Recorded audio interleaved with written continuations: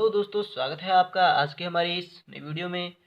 आज हम करने जा रहे हैं दोस्तों नेक्स्ट जो हमारे पास थ्योरम है एमएससी में, जो हमारा चैप्टर चल रहा था यूनिट फर्स्ट जो चल रही थी, तो उसमें नेक्स्ट जो हमारी थ्योरम है दोस्तों उस पर हम आज चर्चा करने वाले हैं। तो थ्योरम हमारे पास दी गई है कि every norm linear space is a metric space. तो हमें बताया गया है कि एवरी जो प्रत्येक जो नॉर्म लीनियर स्पेस है वो क्या होती है दोस्तों, एक मैट्रिक स्पेस होती है। ये हमें प्रूफ करना है दोस्तों। तो अब हम इसको प्रूफ करते हैं।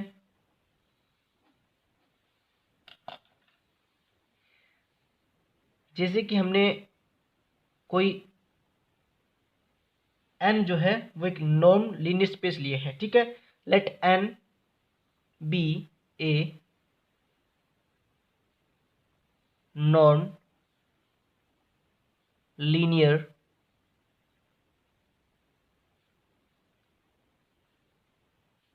स्पेस। हमने क्या लिया दोस्तों, एक n है जो नॉर्म लीनियर स्पेस है, ठीक है। तो लेट d जो है d n क्रॉस n से r में कोई फलन है इस प्रकार, जिसको हम डिफाइन कर सकते हैं, डिफाइंड बाय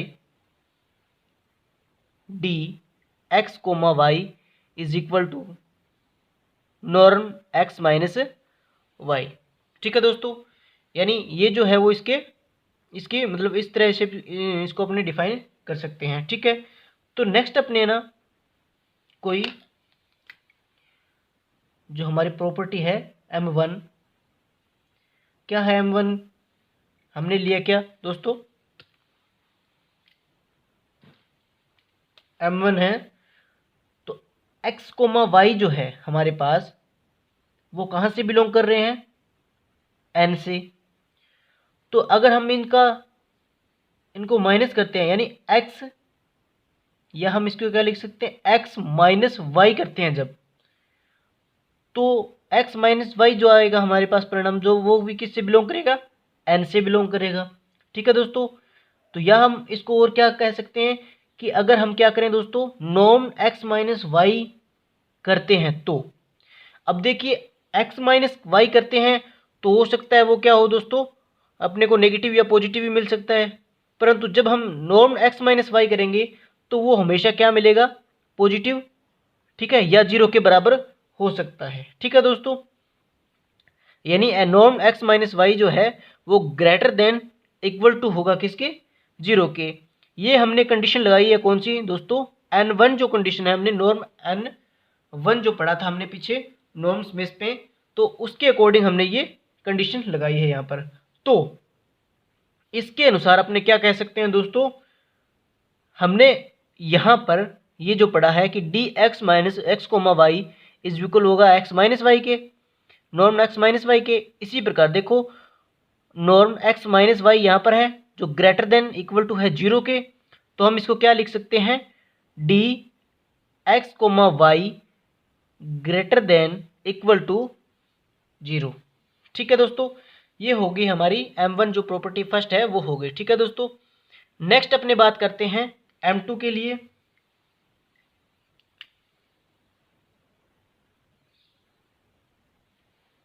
m2 के लिए बात करते हैं दोस्तों, तो हमारे पास डी एक्स कोमा वाई है वो हमने ले लिया जीरो के बराबर, ठीक है दोस्तों, जीरो के बराबर। यदि और यदि क्या दोस्तों, x minus y, norm x minus y बराबर क्या हो, जीरो के। यानी यदि ये हो इसके बराबर जीरो हो तो ये इसके बराबर जीरो होता है, यदि ये इसके बराबर जीरो है तो डी एक्स कोमा माइनस बराबर डी एक्स कोमा वाई बराबर क्या होगा, जीरो होगा। मतलब यदि और यदि ये कंडीशन अप्लाई होती है तो ये होगी, और ये होगी तो ये होगी, दोनों मतलब दोस्तों अप्लाई होने वाली है। तो इसको हमने क्या लिख सकते हैं, x माइनस वाई बराबर जीरो लिख सकते हैं दोस्तों। तो इसी को हम क्या लिख सकते हैं दोस्तों, x बराबर y, ठीक है। यानी जो ये यहाँ पर इक्वेशन है, हमने इस इक्वेशन से दोनों तरफ y को ऐड कर दिया, तो ये y से y इधर वाली साइड से y जो है वो ऐड होगा तो y से y कैंसिल हो जाएगा और इधर वाली साइड में 0 + y हमारे पास y बच जाता है दोस्तों। ये जो हमने अप्लाई किया है दोस्तों, ये हमने पढ़ा था नॉर्म स्पेस की N2 के अंदर, यानी नॉर्म N2 के अंदर हमने पढ़ा था। ठीक है दोस्तों, नेक्स्ट हमारे पास है M3। M3 में हम देखते हैं दोस्तों dx, y बराबर नॉर्म x माइनस y बराबर, अपने इसको क्या लिख सकते हैं दोस्तों, ये जो हमारे पास x माइनस वाई जो है, इसमें से हमने -1 कॉमन ले लेते हैं। क्या लेते हैं दोस्तों, -1 कॉमन लेते हैं, तो -1 और यहाँ पर आ जाएगा, -1 कॉमन लेते हैं तो y माइनस एक्स बन जाएगा ना यहाँ पर, और हमने ये नॉर्म का जो फंक्शन है वो लगा दिया। ठीक है दोस्तों, अब इसको हम अलग अलग करते हैं N4 प्रॉपर्टी के अकॉर्डिंग। तो देखिए यहाँ पर हमें -1 का मोड और plus y minus norm y minus x हमको प्राप्त होता है दोस्तों। ठीक है दोस्तों, तो ये होगी हमारी N4 प्रॉपर्टी के अकॉर्डिंग। तो बराबर हम क्या लिखेंगे दोस्तों, अब इसको जो मल्टीप्लाई होने के बाद अपने क्या लिख सकते हैं, -1 है, 1 का मोड है, ये बाहर निकलेगा तो +1 निकल जाएगा। ठीक है दोस्तों, उसके पश्चात हम वहाँ यहाँ पर क्या लिख सकते हैं, y माइनस एक्स का नॉर्म। ठीक है दोस्तों, ये जो है वो किसके बराबर है, बराबर है किसके, dy माइनस एक्स। देखो हमने क्या किया था, x y हो, dx y हो, तो यहाँ पर सॉरी कोमा लगेगा दोस्तों, dx y होगा तो x norm x minus y होगा, और dy x होगा तो y माइनस एक्स का नॉर्म होगा दोस्तों। ठीक है, dy x। नेक्स्ट अपने इसकी फोर्थ जो प्रॉपर्टी है M4 है वो पढ़ते हैं दोस्तों। तो यहाँ पर dx y बराबर, हमें क्या पता है, dx y क्या है, x माइनस वाई है। ठीक है दोस्तों, तो अगर मैं इसमें क्या कर देता हूँ, इसके अंदर प्लस z और माइनस z को इसके अंदर ऐड कर देता हूँ, जैसे कि x माइनस z और प्लस z माइनस y का नॉर्म। ठीक है दोस्तों, यानी मैंने यहाँ पर ये जो संख्या है हमारे पास, तो इसमें क्या कर दिया दोस्तों, मैंने यहाँ पर प्लस z और माइनस z ऐड कर दिया है, यानी इन दोनों को करेंगे हमें वापस x माइनस वाई प्राप्त होने वाला है।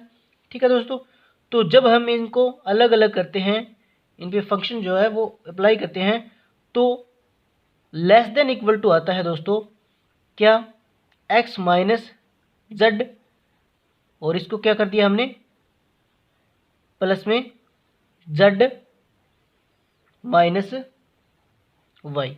ये कौन सी प्रॉपर्टी के अकॉर्डिंग हमने पढ़ा था दोस्तों, N3 प्रॉपर्टी जो है, यानी नॉर्म 3 हमने नॉर्म स्पेस के अंदर पढ़ा था, नॉर्म 3 उसके अकॉर्डिंग ये प्रॉपर्टी जो है वो लगती है दोस्तों। ठीक है दोस्तों, तो इसको हम क्या लिख सकते हैं दोस्तों, यानी dx y जो है वो क्या होगा, लेस देन इक्वल टू होगा किसके दोस्तों,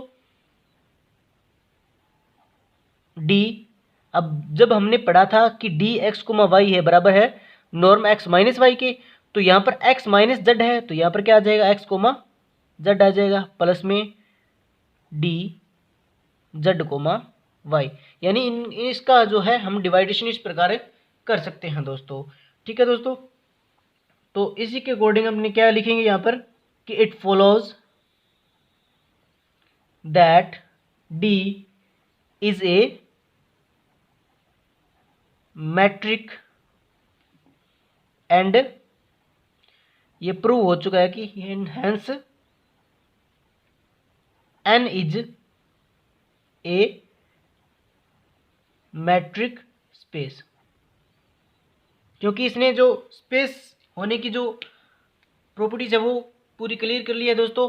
तो इसी के साथ अगर वीडियो आपको अच्छी लगे तो वीडियो को लाइक कीजिए, कमेंट कीजिए, शेयर कीजिए और हमारे चैनल को सब्सक्राइब कर लीजिए, ताकि आपको और जो MSc के और जो वीडियोस है वो आपको कंटिन्यू मिलते रहें दोस्तों।